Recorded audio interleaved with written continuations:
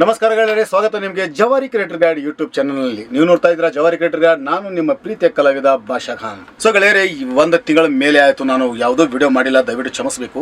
ಯಾಕಂದ್ರೆ ಬೇರೆ ಬೇರೆ ಎಲ್ಲ ಭಾಳಷ್ಟು ಚಾನಲ್ ಇರುವ ಕಾರಣದಿಂದ ನಾನು ಬೇರೆ ಬೇರೆ ಚಾನಲಲ್ಲಿ ಆ್ಯಕ್ಟಿವ್ ಆಗಿದ್ದೀನಿ. ಭಾಳಷ್ಟು ಅಭಿಮಾನಿಗಳು ಮತ್ತು ನಮ್ಮ ಜವಾರಿ ಕ್ರಿಯೇಟರ್ ಗೈಡ್ ಸಬ್ಸ್ಕ್ರೈಬರ್ಗಳು ನನಗೆ ಕಮೆಂಟ್ ಮಾಡ್ತಾ ಇದ್ದಾರೆ. ಭಾಳಷ್ಟು ಕಮೆಂಟ್ಗಳು ಬಂದಿದ್ದಾವೆ. ಇವತ್ತಿನ ಈ ವಿಡಿಯೋ ಎಲ್ಲರ ಕಮೆಂಟ್, ನಾನು ಯಾರ್ಯಾರಿಗೆ ಏನೇನು ತೊಂದರೆ ಇದೆ ಆ ಕಮೆಂಟ್ಗಳನ್ನು ಓದಿ ಅದರದ ರೆಸ್ಪಾನ್ಸ್ ಕೊಡುವ ಪ್ರಯತ್ನ ಮಾಡ್ತಾ ಇದ್ದೀನಿ ಮತ್ತು ಅದರದ ಸೊಲ್ಯೂಷನ್ ಕೊಡುವ ಪ್ರಯತ್ನ ಮಾಡ್ತಾ ಇದ್ದೀನಿ. ಫಸ್ಟಿಗೆ ನಾನು ಒಂದು ಕಮೆಂಟ್ ತಗೋತಾ ಇದ್ದೀನಿ. ಇಲ್ಲಿ ಒಂದು ಕಮೆಂಟ್ ಬಂದಿದೆ, 2 ವಾರ ಹಿಂದೆ ಮಾಡಿದ್ದಾರೆ ಪಾಪ ಇವರು. ದಯವಿಟ್ಟು ವೀರಣ್ಣ ಜವಳಿ ಅವರು ದಯವಿಟ್ಟು ಕ್ಷಮಿಸಬೇಕು. ನಿಮ್ಮ ಕಮೆಂಟ್ ಇವತ್ತು ಪಿಕ್ ಮಾಡ್ತಾ ಇದ್ದೀನಿ. ನೀವು ಕಂಟಿನ್ಯೂ ಸತತವಾಗಿ 3-4 ತಿಂಗಳಿಂದ ನಾನು ಕಮೆಂಟ್ ಮಾಡ್ತಾ ಇದ್ದಾರೆ, ಆದರೆ ನನಗೆ ನಿಮಗೆ ರಿಪ್ಲೈ ಕೊಡಲಿಕ್ಕೆ ಆಗಲಿಲ್ಲ. ದಯವಿಟ್ಟು ಕ್ಷಮಿಸಬೇಕು. ನಿಮ್ಮದು ಕಮೆಂಟ್ ಏನಿದೆಪ್ಪ ಅಂದರೆ, ಸರ್ ನಾನು ಹಳೆಯ ನಾಣ್ಯಗಳ ಮಾಹಿತಿ ಹಾಗೂ ವಿವರಣೆಯನ್ನು ತಿಳಿಸುವುದಕ್ಕಾಗಿ ನಾಣ್ಯಗಳ ಇತಿಹಾಸ ಎನ್ನುವ ವಿಡಿಯೋಗಳನ್ನು ಮಾಡುತ್ತಿದ್ದು ಅದನ್ನು ಪೀಪಲ್ ಆ್ಯಂಡ್ ಬ್ಲಾಗ್ ಕ್ಯಾಟಗರಿಯಲ್ಲಿ ಅಪ್ಲೋಡ್ ಮಾಡುತ್ತಿದ್ದೇನೆ. ಈ ರೀತಿ ಸರಿಯಾಗಿದೆಯೇ? ದಯವಿಟ್ಟು ತಿಳಿಸಿಕೊಡಿ, ಧನ್ಯವಾದಗಳು ಅಂತ ಹೇಳಿದ್ದಾರೆ. ನಾನು ವೀರಣ್ಣ ಜವಳಿ ಅವರ ಚಾನಲ್ ಕೂಡ ನಾನು ಹೋಗಿ ನೋಡಿದ್ದೀನಿ. ಅವರು ಹಳೆಯ ಕಾಲದ ಯಾವುದೇ ನಾಣ್ಯಗಳು, ನಾವಂತರೂ 5 ಪೈಸೆ ಹಿಡಿದು ನಾವು ನೋಡಿದ್ದೀವಿ. 5 ಪೈಸೆ, 10 ಪೈಸೆ, 20 ಪೈಸೆ, 4 ಆಣೆ, 8 ಆಣೆ. ಆದರೆ ಅದಕ್ಕಿಂತ ಮೊದಲಿಂದ 1930 ಹಿಡಿದ ಎಲ್ಲ ನಾಣ್ಯಗಳ ಎಲ್ಲ ವಿವರಣೆಗಳು, ರೊಕ್ಕದ ವಿವರಣೆಗಳು ಎಲ್ಲ ಅವರು ಕೊಡ್ತಿದ್ದಾರೆ. ದಯವಿಟ್ಟು ಅವ್ರ ಚಾನಲ್ಗೆ ಹೋಗಿ ವಿಸಿಟ್ ಮಾಡಿರಿ. ಭಾಳ ಒಳ್ಳೆ ಮಾಹಿತಿ ಕೊಡ್ತಿದ್ದಾರೆ. ಅವರು ನಮ್ಮ ತಂದೆ ಸಮಾನ, ತಂದೆ ವಯಸ್ಸಿನವರದಾರ. ಅವರು ಭಾಳ ಕ್ಲಿಯರ್ ಕಟ್ಟಾಗಿ ಅದ್ರ ಬಗ್ಗೆ ಎಲ್ಲ ಮಾಹಿತಿ ಕೊಡ್ತಿದ್ದಾರೆ, ಹಳೆಯ ಪುರಾತನ ಕಾಲದ ನಾಣ್ಯಗಳ ಬಗ್ಗೆ. ನೀವು ಪೀಪಲ್ ಆ್ಯಂಡ್ ಬ್ಲಾಗ್ ಕ್ಯಾಟಗರಿಯಲ್ಲಿ ಇಟ್ಟಿದ್ರಿ, ಒಳ್ಳೆಯದು, no problem. People and blog ನಡೀತೈತಿ. ಇದೇ ಕ್ಯಾಟಗರಿಯಲ್ಲಿ ಮುಂದುವರಿಸಿ. ನೀವು ಹೀಗೆ ಹೊಸ ವಿಡಿಯೋವನ್ನು ತಂದು ಜನರಿಗೆ ಇನ್ಫಾರ್ಮೇಷನ್ ಕೊಡಿ, ಅವರಿಗೆ ಮೋಟಿವೇಟ್ ಮಾಡಿರಿ ಅಂತ ಹೇಳ್ತಾ ಇದ್ದೀನಿ. ಮುಂದಿನ ಕಮೆಂಟ್ ಏನಿದೆಯಪ್ಪ ಅಂದ್ರೆ, ಬಬಲಾದಿ ಸದಾಶಿವ್ ಅಂತ, DJ ಬಬಲಾದಿ ಸದಾಶಿವ್ ಅವರು ಬರೀತಾ ಇದ್ದಾರೆ, ಸರ್ ನಂಬರ್ ಬಿಡಿ, ಪ್ರಾಬ್ಲಮ್ ಆಗಿದೆ ನಂದು ಯೂಟ್ಯೂಬ್ ಚಾನಲ್ ಅಂತ ಬರೆದಿದ್ದಾರೆ. ನಮ್ಮ ಚಾನಲ್ನಲ್ಲಿ 10-15 ವಿಡಿಯೋ ಕೆಳಗಡೆ ಹೋದರೆ ನನ್ನ ನಂಬರ್ ಒಂದು ವಿಡಿಯೋ ಮಾಡಿ ಹಾಕಿದ್ದೀನಿ. ಬೇಕಾದರೆ ಇಲ್ಲಿ ಥಂಬ್ನೇಲ್ ನಿಮಗೆ ತೋರಿಸ್ತೀನಿ. ಈ ವಿಡಿಯೋದಲ್ಲಿ ನನ್ನ ನಂಬರ್ ಸಿಗ್ತೈತಿ. ಹೋಗಿ ನೀವು ಅಲ್ಲಿ ನನ್ನ ನಂಬರ್ ಪಿಕಪ್ ಮಾಡ್ಕೊಂಡು ನನಗೆ ಕಾಲ್ ಮಾಡಬಹುದು. ನಾನು ಫ್ರೀ ಇದ್ದಾಗ ಕಾಲ್ ಎಬ್ಬಿಸ್ತೀನಿ, ಅಥವಾ ನಿಮ್ಮ ಮಿಸ್ ಕಾಲ್ ಬಿದ್ದರೆ ನಾನು ಹೊಳ್ಳಿ ನಿಮಗೆ ಕಾಲ್ ಹಚ್ಕೊಂಡು ನಿಮ್ಮ ಪ್ರಾಬ್ಲಮ್ ನಾನು ಕೇಳ್ತೀನಿ. ಸರ್ ಯೂನಿಯನ್ ಬ್ಯಾಂಕ್ ಇಂಡಿಯಾ ಇದೆ, ಬರುತ್ತೆ ಅಲ್ವಾ? ನಡೀತೈತಿ. ನೀವು ನೋಡಿ, ನೀವು ಇದರದ ಕ್ವಶನ್ದ ಆನ್ಸರ್ ಏನಿರ್ಬೋದು ಅಂದರೆ, ನಿಮಗೆ ಗೂಗಲ್ ಆಡ್ಸೆನ್ಸ್ ಚಾಲೂ ಆಗಿದೆ, ನಿಮಗೆ ಯಾವ ಬ್ಯಾಂಕ್ ಆ್ಯಡ್ ಮಾಡಬೇಕು ಅನ್ನೋದು ನಿಮ್ಮದು ಒಂದು ಕ್ವಶನ್ ಇರಬಹುದು.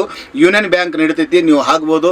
ಅಥವಾ ಇಲ್ಲಿ ಕರ್ನಾಟಕ ವಿಕಾಸ್ ಬ್ಯಾಂಕ್, ಕರ್ನಾಟಕ ಗ್ರಾಮೀಣ ವಿಕಾಸ್ ಬ್ಯಾಂಕ್, ಇದು ನಡೆಯಂಗಿಲ್ಲ, ಇದು ಒಂದು ನಡೆಯಂಗಿಲ್ಲ. ಉಳಿಕಿದ್ದು ನ್ಯಾಷನಲ್ ಲೆವೆಲ್ ಬ್ಯಾಂಕ್ ಯಾವುದಲ್ಲ, ನೀವು ಅದಕ್ಕೆ ಅಟ್ಯಾಚ್ ಮಾಡಬಹುದು. Choosing which category two sale and by property, real estate related category ಹೇಳಿ ಅಂತ ಒಂದು ಅಮೃತ ತಾಳಿಕಟ್ಟೆ ಅವರು ಬರೆದಿದ್ದಾರೆ. ನೋಡಿ, ನಂದು ಒಂದು ಚಾನಲ್ ಇದೆ, ಅದು ಯಾವುದಪ್ಪ ಅಂದರೆ ಡ್ರೀಮ್ ಹೌಸ್ ಆ್ಯಂಡ್ ಗ್ಯಾಜೆಟ್ಸ್ ಅಂತ. ನನ್ನ ಡ್ರೀಮ್ ಹೌಸ್ ಆ್ಯಂಡ್ ಗ್ಯಾಜೆಟ್ಸ್ 80ಕ್ಕಿಂತ ಹೆಚ್ಚು ವಿಡಿಯೋ ನಾನು ಅದರೊಳಗೆ ಹಾಕಿದ್ದೀನಿ. ಅದು ನಾನು ಪೀಪಲ್ ಆ್ಯಂಡ್ ಬ್ಲಾಗ ಇಟ್ಟಿದ್ದೀನಿ. ನೀವು ಕೂಡ ಪೀಪಲ್ ಆ್ಯಂಡ್ ಬ್ಲಾಗ್ ಅಥವಾ ಪೀಪಲ್ ಆ್ಯಂಡ್ ಬ್ಲಾಗ್ ಇಟ್ಟರೆ ನಡೀತೈತಿ.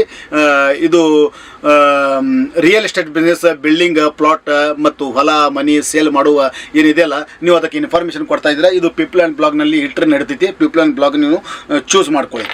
Kannada moto blog bike modify ಅಂತ ಈ ಒಂದು ಚಾನಲ್ ಇದೆ. ಇವರು ಕೂಡ ಬರ್ತಿದ್ದಾರೆ. ಏನು ಬರೀತಿದ್ದಾರಪ್ಪ, ಅಣ್ಣ ನನ್ನ ಚಾನಲ್ 2020ರಲ್ಲಿ ಮಾಡಿರುವುದು ಇದೇ, ಈಗ ರೀಸ್ಟಾರ್ಟ್ ಮಾಡಬೇಕು ಅಂತ. ಹಿಂದಿನ ಏನಾದರೂ ಪ್ರಾಬ್ಲಮ್ ಬರುತ್ತಾ? ಮತ್ತು ನಾನು ಕೃಷಿ ಮಾಹಿತಿ ಬಗ್ಗೆ ವಿಡಿಯೋ, ಅದಕ್ಕೆ ಈಗಿರುವ ಹೆಸರು ಚೇಂಜ್ ಮಾಡಬೇಕು, ಏನಾದರೂ ಪ್ರಾಬ್ಲಮ್ ಆಗುತ್ತಾ ಅಂತ ಕೇಳ್ತಿದ್ದಾರೆ. No problem. ನೀವು ಮೊದಲು ಯಾವ ಕ್ಯಾಟಗರಿ ಮೇಲೆ ಕೆಲಸ ಮಾಡ್ತಾ ಇದ್ದೀರಿ, ಅದು 2020ರಲ್ಲಿ ಅಂದರೆ 4 ವರ್ಷ ಹಿಂದಗಡೆ, ಎಷ್ಟು ವರ್ಷ ಆಯಿತು ನೀವು ಬಿಟ್ಟು ಅದು ನನಗೆ ಗೊತ್ತಿಲ್ಲ. ಆದರೆ ಈಗ ಸ್ಟಾರ್ಟ್ ಮಾಡಬೇಕಾದ್ರೆ ನನ್ನ ಅನಿಸಿಕೆ ಪ್ರಕಾರ ನಿಮ್ಮ ಚಾನಲ್ ಮೊನಿಟೈಸ್ ಇಲ್ಲ ಅಂತ ತಿಳ್ಕೊತೀನಿ ನಾನು.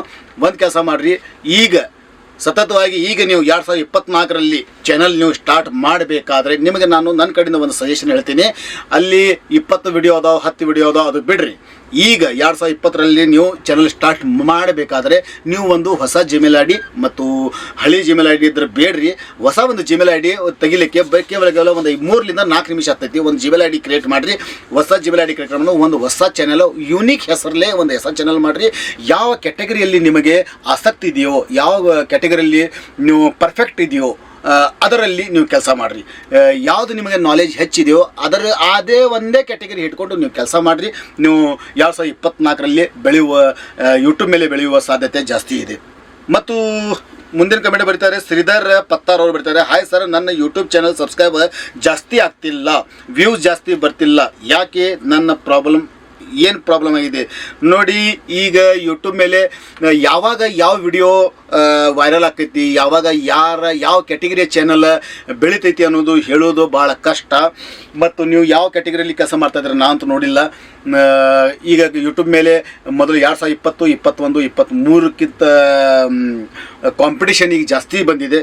ಈಗ ಯಾವುದೇ ಒಂದು ವಿಡಿಯೋ ಮಾಡಬೇಕಾದ್ರೆ, ಒಂದು ಚಾನಲ್ ತೆಗಿಬೇಕಾದ್ರೆ, ಚಾನಲ್ ಮೇಲೆ ಕೆಲಸ ಮಾಡಬೇಕಾದ್ರೆ ನೀವು ಕನ್ಸಿಸ್ಟೆಂಟಿಯಾಗಿ ನೀವು ಕೆಲಸ ಮಾಡಬೇಕು, ರೆಗ್ಯುಲರ್ ಇರಬೇಕು, ದಿನಕ್ಕೆ ಒಂದು ವಿಡಿಯೋ ಇರಬೇಕು. ಈಗಿನ ಕಾಲದಲ್ಲಿ ನೀವು ಸೋಷಿಯಲ್ ಮೀಡಿಯಾದಿಂದ ದುಡ್ಡು ಅರ್ನಿಂಗ್ ಮಾಡಿ ಏನಾದರೂ ತಮ್ಮ ಲೈಫ್ ಚೇಂಜ್ ಮಾಡಬೇಕಾದ್ರೆ ನೀವು ದಿನ ಒಂದು ವಿಡಿಯೋ ಮಾಡಲೇಬೇಕು, ಎನಿ ಕಂಡೀಷನ್ ಒಂದು ವಿಡಿಯೋ ಮಾಡಲೇಬೇಕು. ಅಕಸ್ಮಾತ್ 3-4 ದಿನ ನಂತರ ಅಥವಾ 1 ವಾರ ನಂತರ ನೀವು ಎಲ್ಲಾದರೂ ಮದುವೆ ಇದೆ, ಏನಾದರೂ ಟೂರ್ಗೆ ಹೋಗಬೇಕು, ಏನಾದರೂ 5-6 ದಿನ 8 ದಿನ ಹೊರಗಡೆ ಇರಬಹುದು ಅಂತ ಸಂದರ್ಭದಲ್ಲಿ ನೀವು ಮೊದಲೇ ಪ್ರಿಪೇರ್ ಆಗಿ ಆ 8 ದಿನದ ವಿಡಿಯೋಗಳು ಅಡ್ವಾನ್ಸ್ ಶೂಟ್ ಮಾಡಿ ಚಾನಲ್ಗೆ ಅಪ್ಲೋಡ್ ಮಾಡಿ ಅಲ್ಲಿಸ್ಟ್ ಮಾಡಿ ಅಥವಾ ಅದಕ್ಕೆ ಶೆಡ್ಯೂಲ್ ಹಾಕಿ ಇಟ್ಟಿಗೆಸಿಂದ ನೀವು ಕೆಲಸ ಮಾಡಬೇಕು. ಯೂಟ್ಯೂಬ್ ಮೇಲೆ ಒಂದು ಜಾಬ್ ಇದ್ದಂಗೆ ಯೂಟ್ಯೂಬ್ ಒಂದು ಕಮ್ಯುನಿಟಿ, ಯೂಟ್ಯೂಬ್ ಪ್ಲೇಟ್ಫಾರ್ಮ್ ಹೇಗಿದೆ ಗೊತ್ತಾ? ಯೂಟ್ಯೂಬ್ ಪ್ಲೇಟ್ಫಾರ್ಮ್ನಲ್ಲಿ ನೀವು ಮುಂದೆ ಬೆಳಿಬೇಕಾದ್ರೆ ಯೂಟ್ಯೂಬ್ ನಮಗೆ ಒಂದು ಅವಕಾಶ ಕೊಟ್ಟಿದೆ. ಯೂಟ್ಯೂಬ್ ಒಂದು ಆಫೀಸ್ ಪರ್ಟಿಕ್ಯುಲರ್ ಆಗಿ ಯೂಟ್ಯೂಬ್ ಕ್ರಿಯೇಟರ್ಗಳಿಗೆ ಇದು ಒಂದು ಸುವರ್ಣ ಅವಕಾಶ. ಯೂಟ್ಯೂಬ್ ವತಿಯಿಂದ ನೀವು ಬಹಳಷ್ಟು ಅರ್ನಿಂಗ್ ಮಾಡ್ಬೋದು, ಆದರೆ ರೆಗ್ಯುಲರ್ ಇರಬೇಕು. ಅಮೃತ ಕಿಚನ್ಸ್ ವರ್ಲ್ಡ್ ಅವರು ಬರೀತಾರೆ, ನಾನು ಇವತ್ತು ವಿಡಿಯೋ ಅಪ್ಲೋಡ್ ಮಾಡುವಾಗ ಕಾಪಿರೈಟ್ ಅಂತ ಬಂತು.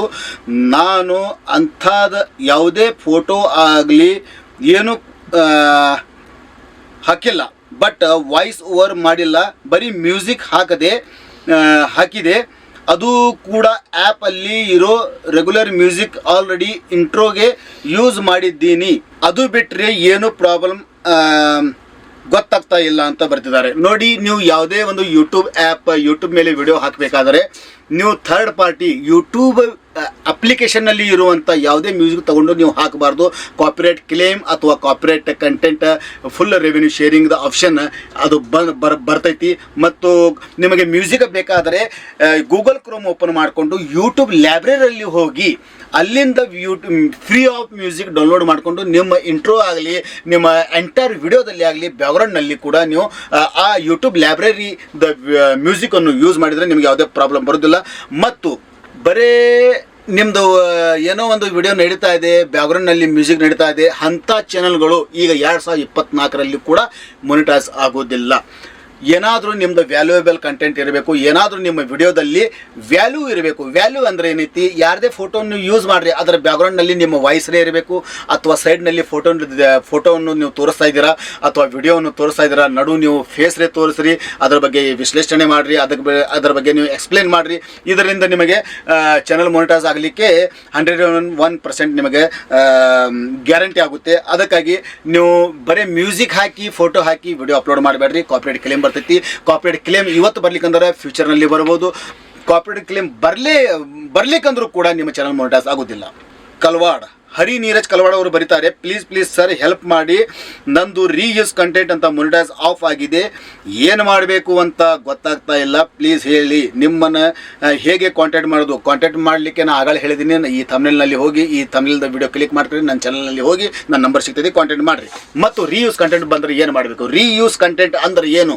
ರೀಯೂಸ್ ಅಂದರೆ ಈ ಶಬ್ದದಲ್ಲಿ ನಿಮಗೆಲ್ಲ ತಿಳಿತೈತಿ. ರೀಯೂಸ್ ಅಂದರೆ ಸೋಷಿಯಲ್ ಮೀಡಿಯಾದ ಯಾವುದೇ ಪ್ಲೇಟ್ಫಾರ್ಮ್ ಇರಲಿ, ಅದು ಇನ್ಸ್ಟಾಗ್ರಾಮ್ ಇರಲಿ, ಫೇಸ್ಬುಕ್ ಇರಲಿ, ಅಥವಾ ಯೂಟ್ಯೂಬ್ ಇರಲಿ, ಅಥವಾ ಬೇರೆ ಯಾವುದೇ ಒಂದು ಥರ್ಡ್ ಪಾರ್ಟಿ ಸೋಷಿಯಲ್ ಮೀಡಿಯಾದ ಒಂದು ಪ್ಲೇಟ್ಫಾರ್ಮ್, ಅಲ್ಲಿಂದ ನೀವು ವಿಡಿಯೋ ಡೌನ್ಲೋಡ್ ಮಾಡ್ತೀರಿ. ಫೋಟೋ ಆಗಲಿ, ಗೂಗಲೇ ಆಗಲಿ, ಅಲ್ಲಿಂದ ನೀವು ಫೋಟೋ ಆಗಲಿ ವಿಡಿಯೋ ಆಗಲಿ ಡೌನ್ಲೋಡ್ ಮಾಡ್ಕೊಂಡು ತಮ್ಮ ವಿಡಿಯೋಸ್ದಲ್ಲಿ ನೀವು ಯೂಸ್ ಮಾಡ್ತೀರಿ. ಅಥವಾ ನಂದೇ ಚಾನಲ್ ಇದೆ, ನಂದು ಇದೇ ವಿಡಿಯೋ ನೀವು ಡೌನ್ಲೋಡ್ ಮಾಡಿಕೊಂಡು ತಮ್ಮ ಚಾನಲ್ ಮೇಲೆ ನೀವು ಅಪ್ಲೋಡ್ ಮಾಡಿದರೆ ಅದು ರೀಯೂಸ್ ಪಾಲಿಸಿ ಪ್ರಕಾರ ನಿಮ್ಮ ಚಾನಲ್ ಮೊನಿಟೈಸ್ ಇದ್ದರೂ ಕೂಡ ಡಿಮೊನಿಟೈಸ್ ಆಕೈತಿ. ಮತ್ತು ನಿಮ್ಮ ಚಾನಲ್ ಮೊನಿಟೈಸ್ ಇಲ್ಲ, ಬೇರೆ ಚಾನಲ್ದಿಂದ ವಿಡಿಯೋಸ್ಗಳನ್ನು, ಫೋಟೋಸ್ಗಳನ್ನು, ಮ್ಯೂಸಿಕನ್ನು, ಹಾಡುಗಳನ್ನು ಡೌನ್ಲೋಡ್ ಮಾಡಿಕೊಂಡು ತಮ್ಮ ಚಾನಲ್ ಮೇಲೆ ಯೂಸ್ ಮಾಡಿದರೆ ರೀಯೂಸ್ ಕಂಟೆಂಟ್ ಬರ್ತೈತಿ. ರೀಯೂಸ್ ಕಂಟೆಂಟ್ ಬಂದರೆ ನಿಮ್ಮ ಚಾನಲ್ ಇನ್ನೂ ಮೊನಿಟೈಸ್ ಆಗಲಿಕ್ಕಂದ್ರೆ ಮುಂದೆ ಮೊನಿಟೈಸ್ ಆಗೋದಿಲ್ಲ. ನೀವು 4000 ತಾಸು ವಾಚ್ ಟೈಮ್ ಮತ್ತು 1000 ಸಬ್ಸ್ಕ್ರೈಬರ್ ಕಂಪ್ಲೀಟ್ ಆದಮೇಲೆ ಮೊನಿಟೈಸೇಷನ್ಗೆ ಏನು ಅಪ್ಲಿಕೇಶನ್ ಹಾಕ್ತಿರಲ್ಲ, ಆವಾಗ ಯೂಟ್ಯೂಬ್ ನಿಮ್ಮ ಚಾನಲನ್ನು ರಿವ್ಯೂ ಮಾಡಿ ನಿಮ್ಮ ಚಾನಲ್ ಮೊನಿಟೈಸ್ ಕೊಡೋದಿಲ್ಲ. ರೀಯೂಸ್ ಕಂಟೆಂಟ್ ಪಾಲಿಸಿ ನಿಮಗೆ ಕೈಯಾಗ ಕೊಟ್ಟು ಬಿಡ್ತಾನೆ ಒಂದು ಸ್ಲಿಪನ್ನು. ಅದಕ್ಕಾಗಿ ಬೇರೆಯವರ ವಿಡಿಯೋಸ್ಗಳನ್ನು ಯಾವುದೂ ನೀವು ಯೂಸ್ ಮಾಡಬೇಡಿ ಸರ್. $10 ಕಂಪ್ಲೀಟ್ ಆದಮೇಲೆ ಏನು ಮಾಡಬೇಕು, ಅದರ ಮೇಲೆ ವಿಡಿಯೋ ಮಾಡಿ. ಇದರ ಮೇಲೆ ಕನಿಷ್ಠ ಒಂದು 7-8 ವಿಡಿಯೋ ಮಾಡಿಟ್ಟಿದ್ದೀನಿ. $10 ಕಂಪ್ಲೀಟ್ ಆದಮೇಲೆ ಫಸ್ಟಿಗೆ ನಿಮಗೆ ಯೂಟ್ಯೂಬ್ ಡ್ಯಾಶ್ಬೋರ್ಡ್ನಲ್ಲಿ ಅರ್ನ್ ಸೆಕ್ಷನ್ನಲ್ಲಿ ನಿಮಗೆ ಅಲ್ಲಿ ಕ್ಲಿಕ್ ಮಾಡಿದಾಗ ಅಲ್ಲಿ ಬರ್ತೈತಿ ಇದು ಐಡೆಂಟಿಟಿ ವೆರಿಫಿಕೇಶನ್. ಗೂಗಲ್ ಆಡ್ಸೆನ್ಸ್ನಲ್ಲಿ ಹೋಗಿ ನಿಮ್ಮ ಪ್ಯಾನ್ ಕಾರ್ಡ್ ಫ್ರಂಟು ಮತ್ತು ಬ್ಯಾಕ್ ಸೈಡ್ದ ಫೋಟೋ ಕ್ಲಿಯರ್ ಕಟ್ ಆಗಿ ಸ್ಟೇಟ್ ಆಗಿ ಯಾವುದೇ ಪ್ಯಾನ್ ಕಾರ್ಡ್ದ ಮೂಲೆಯನ್ನು ಕಟ್ ಆಗಲಾರ್ದೆ ಕ್ರಾಪ್ ಮಾಡಿಕೊಂಡು ಅದಕ್ಕೆ ಅಪ್ಲೋಡ್ ಮಾಡಿ ಐಡೆಂಟಿಟಿ ವೆರಿಫಿಕೇಶನ್ ಮಾಡಬೇಕು. $10 ಕಂಪ್ಲೀಟ್ ಆದಮೇಲೆ ಐಡೆಂಟಿಟಿ ವೆರಿಫಿಕೇಶನ್ ಆದಮೇಲೆ ನಿಮ್ಮ ಮನೆಗೆ ಒಂದು ಲೆಟರ್ ಬರ್ತೈತಿ ಅಥವಾ ನಿಮ್ಮ ಗೂಗಲ್ ಮುಖಾಂತರ ಆನ್ಲೈನ್ ಕೂಡ ನಿಮ್ಮದು ಅಡ್ರೆಸ್ ವೆರಿಫಿಕೇಶನ್ ಆಕೈತಿ. 99% ಮನೆಗೆ ಯಾವ ಅಡ್ರೆಸ್ ನೀವು ಗೂಗಲ್ ಆಡ್ಸೆನ್ಸ್ನಲ್ಲಿ ಹಾಕಿರ್ತಿರಲ್ಲ ಆ ಅಡ್ರೆಸ್ಗೆ ಲೆಟರ್ ಬರ್ತೈತಿ. ಅದರೊಳಗೆ ಸೆಕ್ಯೂರ್ ಕೋಡ್ ಇರ್ತೈತಿ. ಒಂದು 6 ಸಂಖ್ಯೆಯ ನಂಬರ್ ಇರ್ತಾವ. ಅದು ನೀವೇ ಆ ಅಡ್ರೆಸ್ನಲ್ಲಿ ಇದ್ದೀರೋ, ಜೆನ್ಯೂನ್ ಪರ್ಸನ್ ಇದ್ದೀರೋ ಇಲ್ಲೋ ಅಂತ ಗೂಗಲ್ ನಿಮ್ಮ ಮೇಲೆ ಟ್ರಸ್ಟ್ ಮಾಡಲಿಕ್ಕೆ ಅದು ನಿಮಗೆ ಒಂದು ಕೋಡ್ ಕಳಿಸಿರ್ತಾನೆ. ಆ ಕೋಡನ್ನು ಹಾಕಿದ ಮೇಲೆ ಅಡ್ರೆಸ್ ವೆರಿಫಿಕೇಶನ್ ಆಗುತ್ತೆ. ಆಮೇಲೆ ನಿಮಗೆ ಬ್ಯಾಂಕ್ ಅಕೌಂಟ್ ಮತ್ತು ಸ್ವಿಫ್ಟ್ ಕೋಡ್ ಅಕೌಂಟ್ ನಂಬರ್ ಹಾಕಲಿಕ್ಕೆ ಒಂದು ಅವಕಾಶ ಸಿಗ್ತೈತಿ ಗೂಗಲ್ ಆಡ್ಸೆನ್ಸ್ನಲ್ಲಿ. ರಾಕ್ ಮೋಗ್ ಅಂತ ಅವರು ಬರ್ತಾರೆ. ಸರ್ ಬ್ರೋ, ಟೌನ್ ಸಿಟಿ ಆಪ್ಷನ್ನಲ್ಲಿ ನಮ್ಮ ಡಿಸ್ಟ್ರಿಕ್ಟ್ ನೇಮ್ ಹಾಕಬೇಕಾ, ಏನು ನಮ್ಮ ಊರ ನೇಮ್ ಹಾಕಬೇಕಾ? ಟೌನ್ ಸಿಟಿ ಆಪ್ಷನ್ನಲ್ಲಿ ನಿಮ್ಮ ಡಿಸ್ಟಿಕ್, ನಿಮ್ಮ ಊರಿಗೆ ಸಂಬಂಧಪಟ್ಟಂಥ ಜಿಲ್ಲೆ ಯಾವುದು ಬರ್ತೈತಿ ಅಥವಾ ತಾಲೂಕು ಯಾವುದು ಬರ್ತೈತಿ ಅದು ಹಾಕಿ. ನಿಮ್ಮ ಹಳ್ಳಿ ಇದ್ದರೆ ಹಳ್ಳಿ ಹೆಸರು ಹಾಕಬೇಡಿ. ಹಳ್ಳಿ ಹೆಸರು ನಿಮ್ಮ ಅಡ್ರೆಸ್ನಲ್ಲಿ ಬರ್ತೈತಿ. ಮೇಲ್ಗಡೆ ಅಡ್ರೆಸ್ ಇದೆಯಲ್ಲ ಅಲ್ಲಿ ಅಡ್ರೆಸ್ನಲ್ಲಿ ಹಳ್ಳಿ ನಿಮ್ಮ ಹೆಸರು ಮತ್ತು ನಿಮ್ಮ ಓಣಿ ಹೆಸರು ವಿಳಾಸ ಎಲ್ಲ ಬರ್ತೈತಿಲ್ಲ, ಅಲ್ಲಿ ನಿಮ್ಮ ಊರ ಹೆಸರು ಬರ್ತೈತಿ. ಮತ್ತು ಕೆಳಗಡೆ ಟೌನ್ ಸಿಟಿ ಆಪ್ಷನ್ನಲ್ಲಿ ನೀವು ನಿಮ್ಮ ಡಿಸ್ಟಿಕ್, ಜಿಲ್ಲಾ, ತಾಲೂಕು ಮತ್ತು ಕೆಳಗಡೆ ನಿಮ್ಮ ಜಿಲ್ಲೆಯ ಪಿನ್ ಕೋಡ್ ನಂಬರ್ ಹಾಕಿ. ಇದು ಗೂಗಲ್ ಆಡ್ಸೆನ್ಸ್ನಲ್ಲಿ ಹಾಕಬೇಕಂತ ನೀವು ಇದು ಕ್ವಶನ್ ಕೇಳಿರಿ. ಗೂಗಲ್ ಆಡ್ಸೆನ್ಸ್ನಲ್ಲಿ ಇದೇ ಥರ ನಡೆಯೋದು. ಇನ್ನೊಂದು ಬರೀತಾರೆ, ಇದು ಏನೇನು ಚಾನಲ್ ಇದು ಹೆಸರು ಬರ್ತಾ ಇಲ್ಲ. ಇದು ಬ್ರದರ್, ನಮ್ಮದು ಆಲ್ರೆಡಿ 2 ಸ್ಟ್ರೈಕ್ ಬಂದು 90 ಡೇಸ್ ಆದಮೇಲೆ ಕಾರ್ಪೊರೇಟ್ ಸ್ಟ್ರೈಕ್ ಹೋಗ್ಯಾದೆ. ಒಂದು ವೇಳೆ 1000 ಸಬ್ಸ್ಕ್ರೈಬ್ ಆದಮೇಲೆ 4000 ತಾಸು ವಾಚ್ ಟೈಮ್ ಹವರ್ಸ್ ಆದಮೇಲೆ ಮೊನಿಟೈಸೇಷನ್ ಆಗುತ್ತಾ? ನಿಮಗೆ 2 ಸ್ಟ್ರೈಕ್ ಬಂದು ಈಗ ಹೋಗ್ಯಾವ ಅಂದರೆ ನಿಮ್ಮ ಡ್ಯಾಶ್ಬೋರ್ಡ್ನಲ್ಲಿ ಆ ಸ್ಟ್ರೈಕ್ಗಳು ಕಾಣಬಾರ್ದು. ಅದು ಕಾರ್ಪೊರೇಟ್ ಸ್ಟ್ರೈಕ್ ಇರಲಿ ಅಥವಾ ಕಮ್ಯುನಿಟಿ ಗೈಡ್ಲೈನ್ ಸ್ಟ್ರೈಕ್ ಇರಲಿ, ಅದು ಕಾಣಬಾರ್ದು. ಅದು ಯಾವುದೇ ಒಂದು ಸ್ಟ್ರೈಕ್ ನಿಮ್ಮ ಚಾನಲ್ ಮೇಲೆ 1 ಆಗಲಿ ಅಥವಾ 2 ಆಗಲಿ ಅಥವಾ 3 ಆಗಲಿ, 3 ಆದಮೇಲೆ ಮುಗಿದ ಆ ಚಾನಲ್ ಕತ್ತಿನ ಮುಗೀತು. ಚಾನಲ್ 7 ದಿವಸದಲ್ಲಿ ಆ ಚಾನಲ್ ಡಿಲೀಟ್ ಆಕತಿ. ಕಾರ್ಪೊರೇಟ್ ಸ್ಟ್ರೈಕ್ ಬಂದ ಕೇಸಿಂದ 90 ಡೇಸ್ ಆದಮೇಲೆ ಅದು ಹೋಗುತ್ತೆ. ಹೋದ ಮೇಲೆ ನಿಮ್ಮ ಚಾನಲ್ ಕ್ಲೀನ್ ಆಗುತ್ತೆ. ಕ್ಲೀನ್ ಆದಮೇಲೆ 1000 ಸಬ್ಸ್ಕ್ರೈಬ್ ಮತ್ತು 4000 ತಾಸು ವಾಚ್ ಟೈಮ್ ಆದಮೇಲೆ ನೀವು ಅಪ್ಲಿಕೇಶನ್ ಹಾಕಬಹುದು. ಮತ್ತು ಕಾರ್ಪೊರೇಟ್ ಸ್ಟ್ರೈಕ್ ಬರುವಂಥ ಯಾವುದೇ ವಿಡಿಯೋಗಳನ್ನು ಮಾಡಬೇಡಿ. ಅದಕ್ಕಾಗಿ ನೀವು ನಿಮ್ಮ ಚಾನಲ್ ಕ್ಲೀನಾಗಿ ಇಟ್ಕೋಬೇಕಾದ್ರೆ ನಿಮ್ಮ ಸ್ವಂತ ಕಂಟೆಂಟನ್ನು ಕ್ರಿಯೇಟ್ ಮಾಡೋದು ಕಲೀರಿ. ಸೊ ಇವತ್ತಿನ ಈ ವಿಡಿಯೋದಲ್ಲಿ ಇಷ್ಟೇ. ಭಾಳಷ್ಟು ಕಮೆಂಟ್ ಇದ್ದಾವೆ. ಇನ್ನೊಂದು ಸಲ ಮುಂದಿನ ವಾರ ಏನು ಮಾಡ್ತೀನಿ, ಭಾಳಷ್ಟು ಇನ್ನೂ ಉಳಿದಿದ್ದಂಥ ಕಮೆಂಟ್ಗಳನ್ನು ತೊಗೊಂಡು ನಾನು ಬರ್ತೀನಿ ವಿಡಿಯೋ. ಸೊ ವಿಡಿಯೋ ಜಾಸ್ತಿ ಬರ್ತಾ ಇಲ್ಲ, ದಯವಿಟ್ಟು ಕ್ಷಮಿಸಬೇಕು. ಈಗ ಬರುವಂಥ ದಿನದಲ್ಲಿ ನಾನು ಇನ್ನೂ ಭಾಳಷ್ಟು ವಿಡಿಯೋ ತರಬೇಕು, ನಿಮಗೆ ಇನ್ಫಾರ್ಮೇಷನ್ ಕೊಡಬೇಕು.